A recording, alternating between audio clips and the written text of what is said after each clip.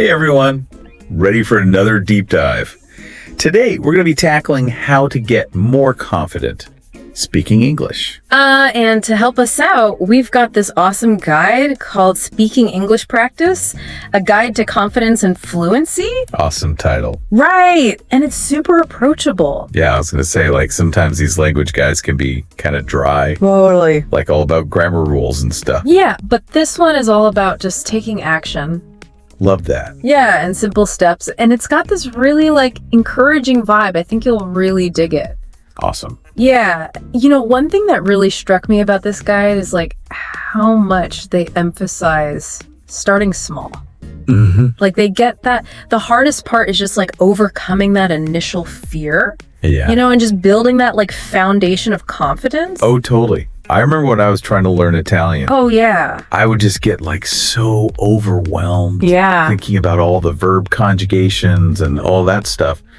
And it wasn't until I just started practicing simple greetings with my neighbor, everyday phrases, Yes. that I actually started to feel comfortable speaking out loud. Yeah, it's amazing how those little wins can really snowball. Totally. Right? The guide actually mentions this study. They found that practicing even just 5 new words a day can significantly increase vocabulary retention over time. And get this, they even suggest practicing in front of a mirror. Ooh. Okay, that sounds a little out there. Yeah. But I can kind of see how it could help with self-awareness. Right?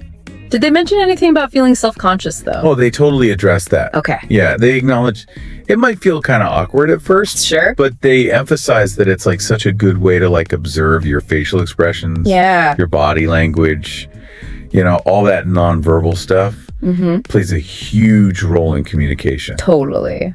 Right. They even suggest recording yourself speaking and then watching it back later, which I think can be super helpful for identifying areas to improve. Yeah, like having a personal coach, but without the price tag. Exactly. Awesome. Okay, so we're talking about practice a lot here, and it seems like this guide's a big fan of routine. Oh, absolutely. Yeah, they really hammer home the importance of consistency. They even quote this language learning expert who says that daily practice, even if it's just for a few minutes, is the key to unlocking fluency. Okay, so we're not talking about spending hours hunched over textbooks. No. That's good news for busy folks like us. Exactly. Yeah, it's all about just finding ways to integrate English practice into your daily routine. They suggest describing your day out loud while you're getting ready in the morning, or listening to podcasts while you're commuting. Oh, that's a good one. Yeah, I actually started doing that recently, and it's been surprisingly effective. Yeah, you know what? I've been trying to think in English while I'm doing mindless tasks. Oh, wow. Like washing the dishes. Okay. Sounds kind of silly, but Oh, I love it. it actually helps me get comfortable formulating thoughts Right. in English, and it makes washing the dishes a little less boring. Yeah, there you go. It's all about those little hacks. Exactly. And speaking of getting immersed in the language, the guide has some pretty cool ideas about that too. Okay. One thing that really stood out to me was their suggestion to not just passively listen to music or watch movies, Right. but to actively engage with them. Oh, singing along to English songs? Yes. Or trying to repeat lines from movies? Exactly. Oh, I've totally done that, and it's so fun. It is. It's like turning your entertainment into a sneaky language lesson. I love it. They even suggest choosing a scene from a movie you love and trying to mimic the actor's pronunciation and intonation. Oh, that's fun. Yeah, it's a really fun way to work on your accent and delivery. It's like learning by osmosis. Totally. We're picking up those subtle nuances without even realizing it. Okay, so this guide's full of great tips. But let's be real. No matter how much we practice, we're all going to make mistakes. Of course. Right. I'm curious to see how the guide addresses that whole fear of messing up. They actually dedicate a whole section to embracing mistakes. I love that. Yeah, which I thought was brilliant. Yeah. They emphasize that mistakes are not failures. Right.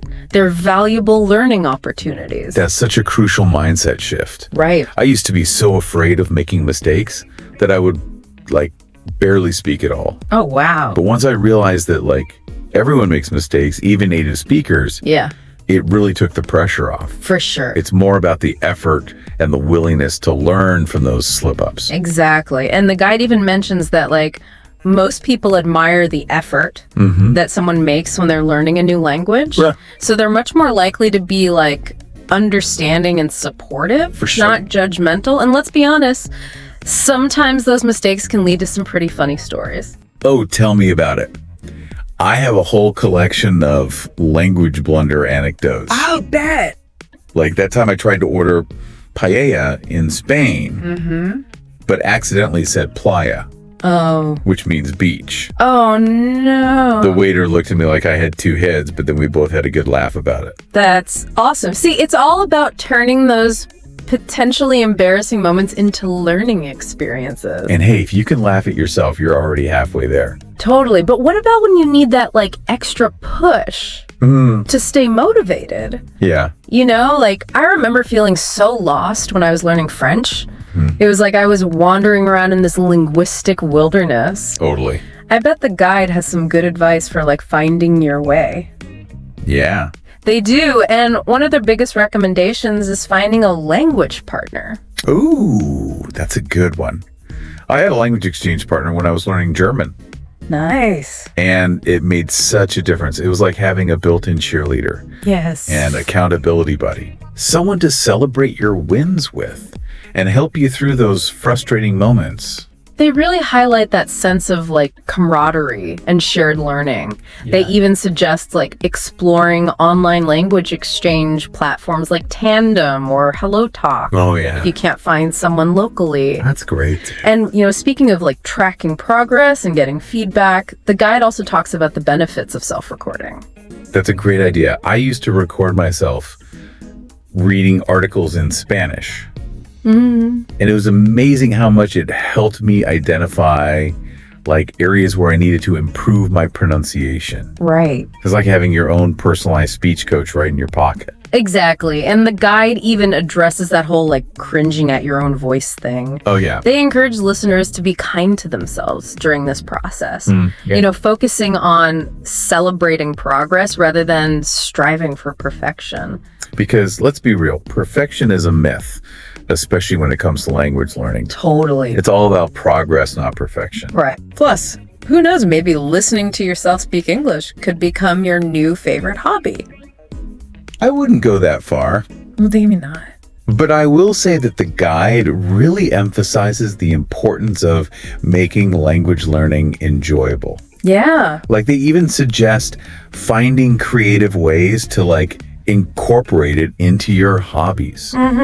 Like writing a blog post in English about your favorite travel destination, Oh, that's a good one. or watching YouTube tutorials on a topic you're passionate about. It's like turning your passions into learning opportunities. Exactly. I'm starting to think this guide is less about learning English and more about becoming a well-rounded, awesome human being. Well, they do say that language learning can open up a whole new world of experiences and connections. For sure. You know, it's not just about the words themselves. Yeah. It's about the doors that they unlock. I love that. And speaking of unlocking doors, I'm really curious to see how the guide tackles goal setting.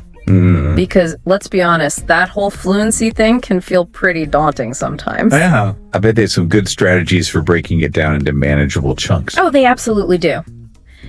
They're huge proponents of setting realistic goals, like learning a certain number of new words each week or having a short conversation with a language partner. So instead of saying like, I'm going to be fluent in English by next year, Right. it's more about setting like smaller, achievable milestones along the way. Exactly. That makes a lot of sense, actually. It's less overwhelming and more encouraging. For sure. They really stress the importance of those small wins. And they even have a section on like celebrating your progress. Oh, I love that. Yeah, which I thought was really cool. They suggest things like rewarding yourself after reaching a specific goal. Yeah. Or tracking your progress visually to stay motivated. That's a great idea. It's like giving yourself a little pat on the back for all your hard work. Totally. And hey, maybe you could even treat yourself to a trip to an English-speaking country. Ooh. To practice your skills in real life.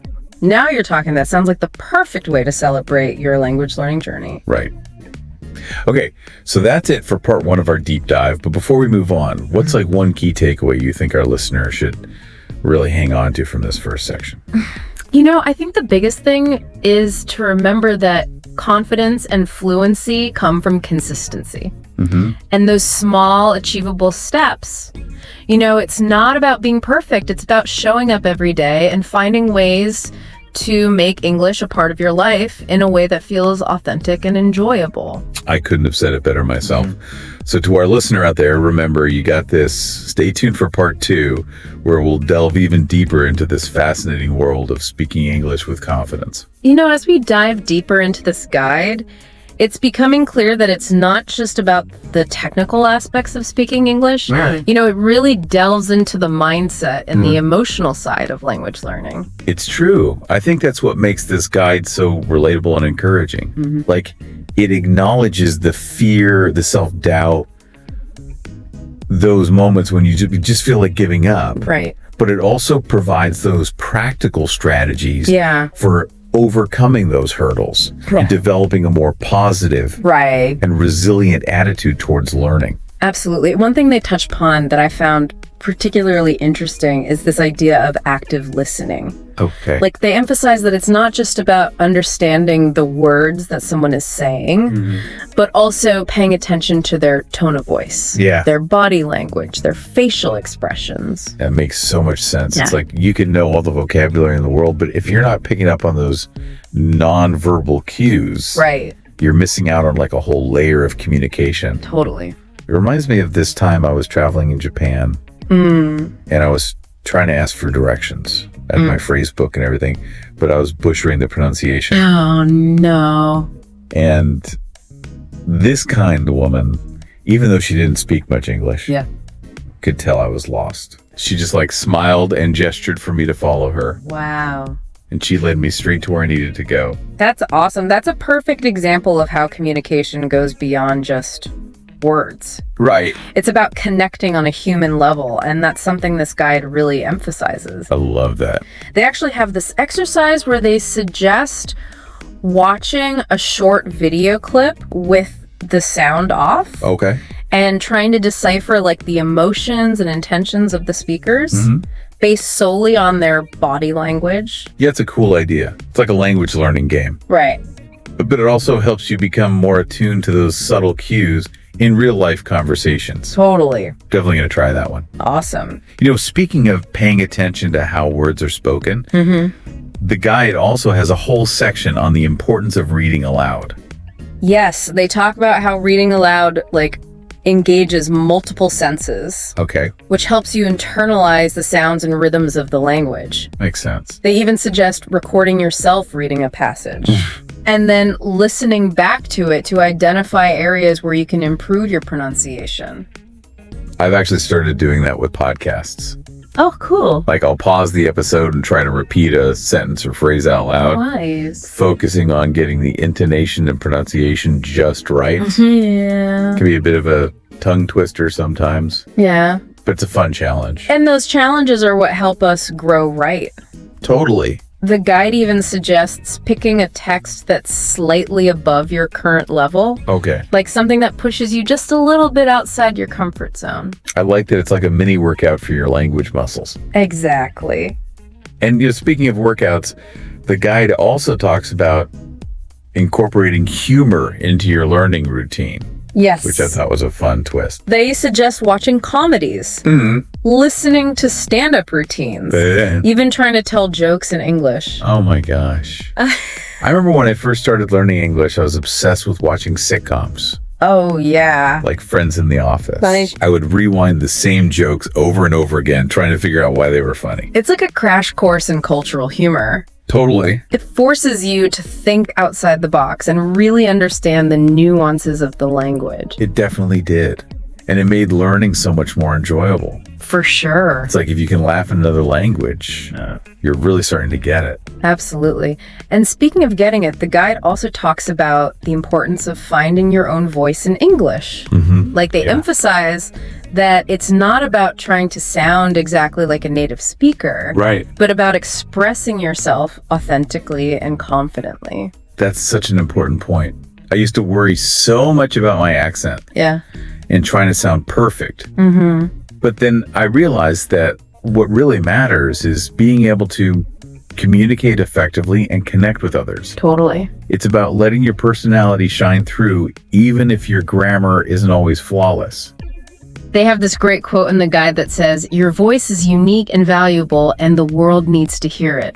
Oh, I love that. It's a reminder that language is a tool for connection and self-expression, not just a set of rules to be memorized. Right. And speaking of tools, I'm curious to see what the guide has to say about using technology to enhance our learning experience.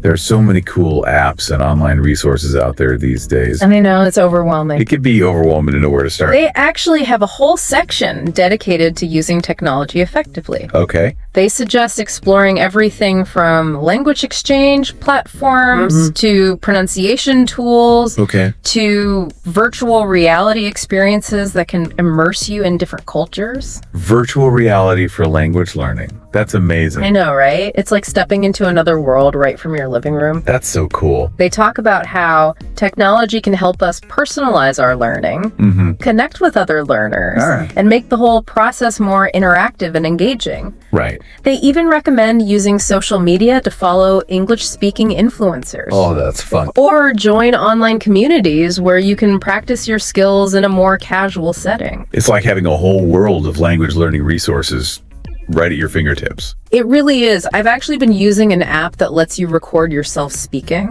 Okay. and then it provides feedback on your pronunciation and fluency. That's cool. It's been super helpful for identifying areas where I need to improve. Technology can be such a powerful tool when used effectively. Absolutely. But the guide also stresses the importance of balancing online learning with real-world interactions. Yes. Like they encourage learners to seek out opportunities to use their English skills in authentic settings, whether it's traveling to an English-speaking country, Yeah. attending language exchange meetups, or even volunteering in a community where English is spoken. Those are all fantastic ideas. It's one thing to practice in a controlled environment, Right. but it's a whole other level to put your skills to the test in the real world. Totally. They actually have a section on dealing with the anxiety of speaking English in real life situations. Oh, wow. And they offer some really helpful tips for overcoming those nerves. Okay. Like practicing your self-introduction beforehand. Yeah. Focusing on listening and understanding rather than worrying about making mistakes. And remembering that most people are more interested in what you have to say Right. than how perfectly you say it. That's so true. It's easy to get caught up in our own heads and overthink things. Totally. Sometimes the best way to overcome that fear is to just jump in and start talking. But even with all the technology and resources available, language learning can still feel like a solo journey sometimes. Right. It's Yeah. helpful to have a support system in place, wouldn't you say? Absolutely. The guide emphasizes the importance of building a network of people who can support you on your language learning journey. Yeah. This could include teachers, tutors, language partners, friends, family members, even online communities. It's like having your own personal cheering squad. It's so helpful to have people who understand the challenges, Right. celebrate the victories, and encourage you to keep going when you feel like giving up. And they emphasize that support can come from unexpected places too. Oh, yeah. Like you mentioned earlier, you learned a lot about English from watching sitcoms. It's true. Those characters felt like friends. Yeah. And I was so invested in their stories that I didn't even realize I was learning along the way. And that's what makes language learning so fascinating. It can happen in so many different ways. Speaking of fascinating, this guide also touches on the concept of fluency in a way that I found really refreshing. Okay. They kind of challenge that traditional definition of fluency as being able to speak perfectly and effortlessly. You're right. They emphasize that fluency is more about being able to communicate effectively, express your ideas clearly, and engage in meaningful conversations, even if you make a few mistakes along the way. It's about getting your message across, not about achieving some unattainable level of perfection. Exactly. They even make the point that fluency is a spectrum, not a destination. We're all constantly evolving as speakers, Right. learning new vocabulary, refining our pronunciation, and adapting to different contexts. It's like a never-ending journey of discovery. It is. And speaking of journeys, I love how this guide encourages us to view language learning as an adventure, not just a chore. Absolutely. They talk about how learning a new language can open doors to new cultures, new experiences, new perspectives on the world. It's like getting a passport to a whole new world of possibilities. Totally. I remember when I first started traveling internationally, my language skills were pretty basic. But even just being able to say a few phrases in the local language made such a difference. Yeah. It helped me connect with people, Right. navigate new environments, and feel more confident and independent. Those small interactions can really make a trip memorable, can't they? They do. The guide also talks about the importance of embracing those moments of awkwardness and imperfection. You know, they remind us that mistakes are not failures. They're opportunities for growth. That's so important. It's easy to get discouraged when you make a mistake, Right. but it's crucial to remember that everyone who learns a language goes through that. Yeah. It's part of the process, and sometimes those mistakes can lead to the most hilarious and unforgettable experiences. They definitely can. And the guide even suggests keeping a journal to document those funny mishaps and moments of cultural confusion. Well, that's a good idea. It's a great way to track your progress, Yeah, reflect on your experiences, and have a good laugh at yourself along the way. I love that idea. It's like turning those potentially embarrassing moments into learning opportunities and creating a collection of stories that you can share with others. Exactly. And speaking of sharing, one final point I want to highlight from this section is the guide's emphasis on connecting with other language learners. Oh, yeah. They encourage you to find people who are on a similar journey, whether it's through online communities, language exchange programs, or even just local meetups. That's so important. It's easy to feel isolated when you're learning a language. All right. Especially if you're doing it on your own. Having a community of people who understand the challenges Yes. and can offer support and encouragement can make a huge difference. It's like having a team of cheerleaders cheering you on every step of the way. Totally.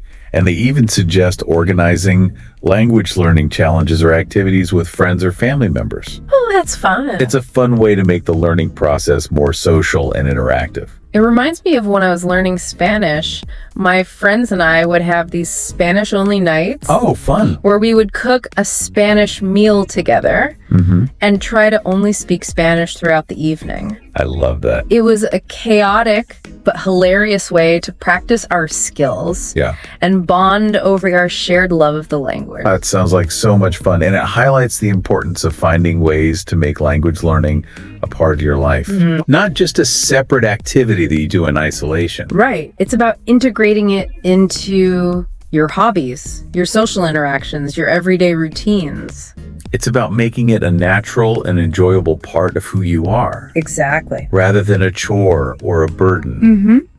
And that's something this guide really emphasizes, the importance of finding joy in the learning process. And that joy is contagious.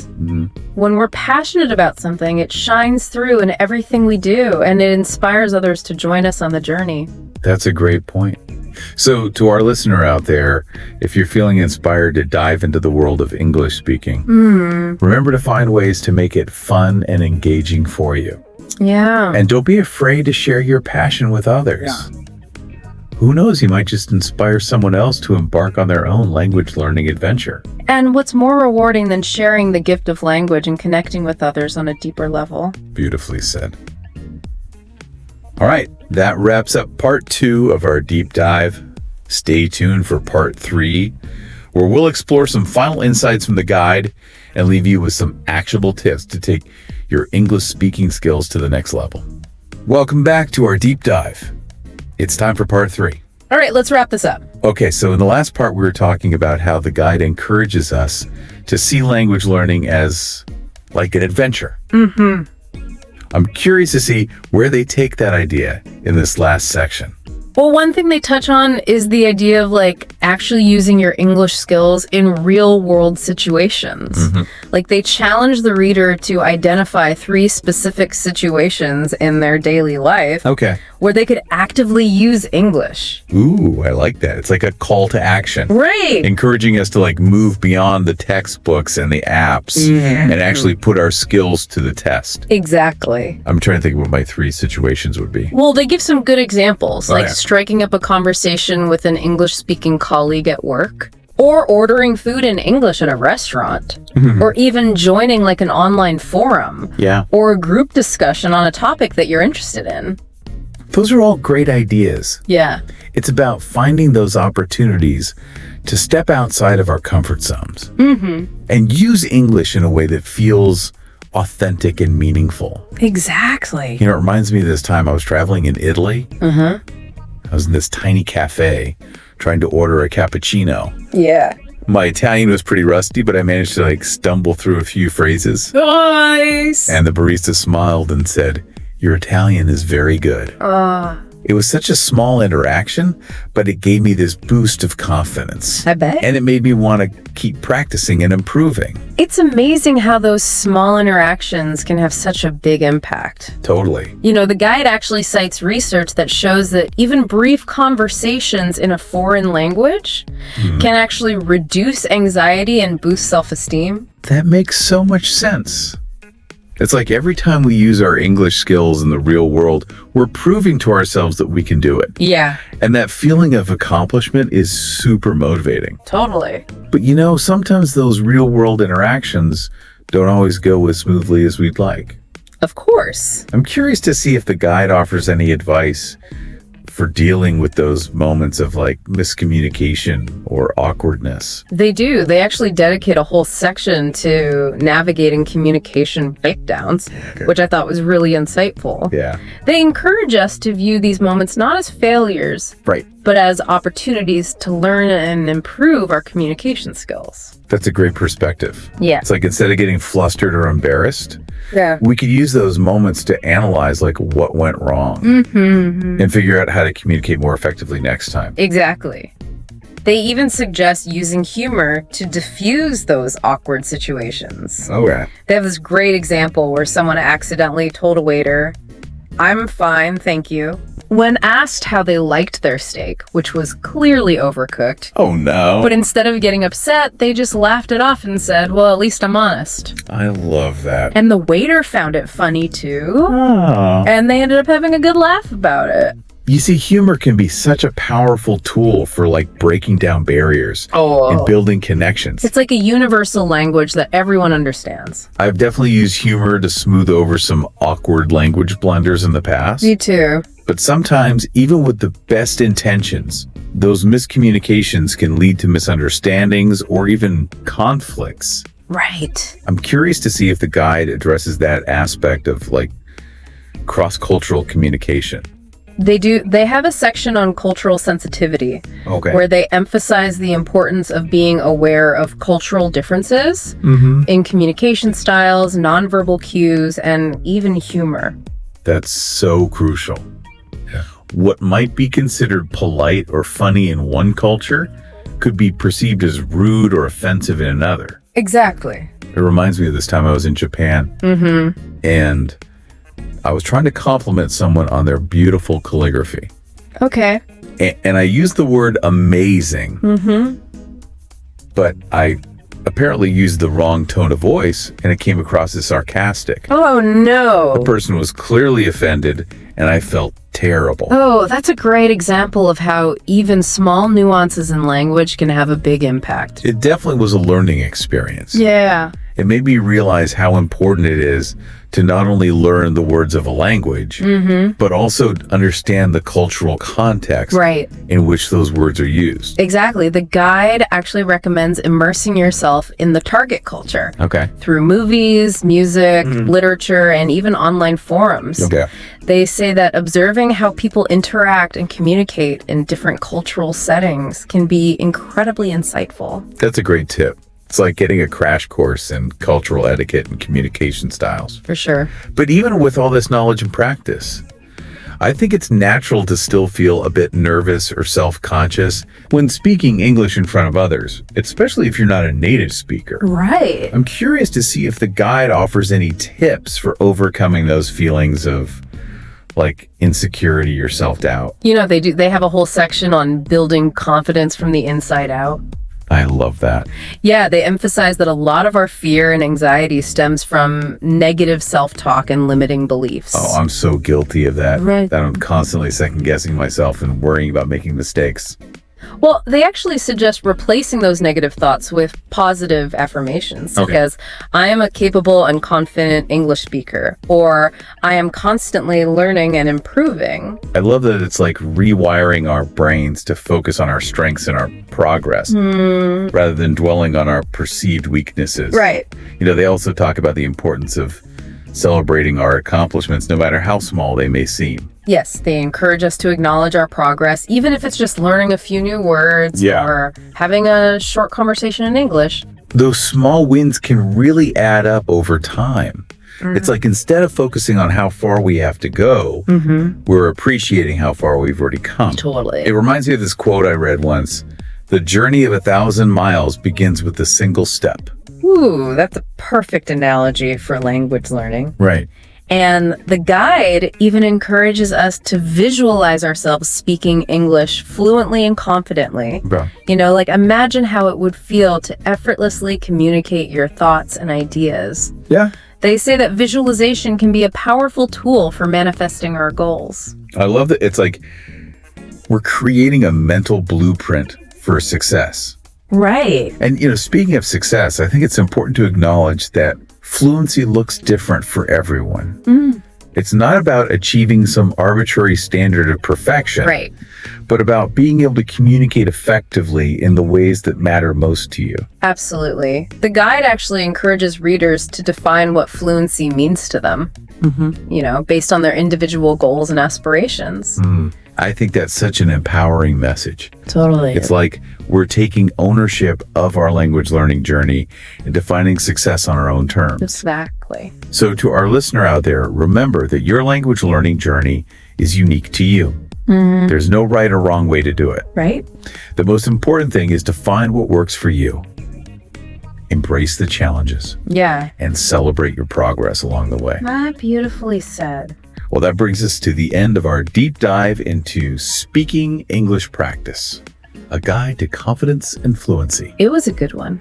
I feel so inspired and motivated to keep practicing and improving my own English skills. Me too. And I hope our listener out there feels the same way. Yeah, if you're looking for like a practical and encouraging resource to help you on your English speaking journey, we highly recommend checking out this guide. For sure. It's packed with tips, strategies, and inspiration to help you unlock your inner English speaker and achieve your communication goals. And remember, the most important ingredient in language learning is your own willingness to learn, grow, and embrace the journey.